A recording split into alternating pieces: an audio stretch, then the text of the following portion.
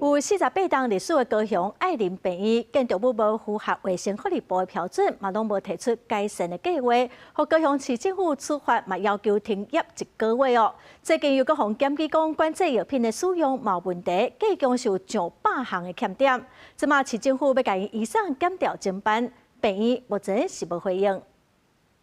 病院门口写修正，这间高雄三滨区的爱心病院已经有40多年的历史，因为建无符合中央规定的医疗机构的标准，有消防、公安、甲病安的记录，所以一直拢无提改善计划，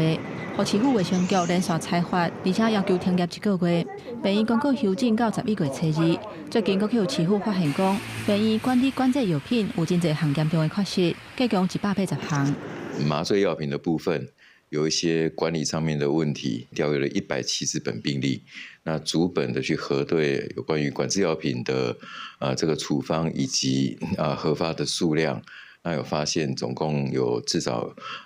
180项的一个缺失。市府讲，伫遮侪项缺失内底，以管制药品质量的记录甲药单无共款占上侪。从2023年1月到今年9月，甲患者开刀有用到管制药品的，拢总有170本的病例，全部拢有缺失。 认为可能涉及患者的安全、甲病毒危害的疑虑，除了行政裁罚，嘛移送法办。听说他们也要停业一阵子，或者是永远停业，我也不清楚。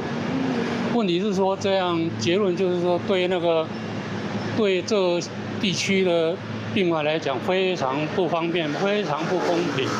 病院红下令停业，不过有的患者唔知影，要是要去互医生看。 面对停业1个月处分，甲院内管制药品去互市府查出真侪项严重的缺失，病院这边是拒绝受访，无要回应任何的代志。记者综合报道。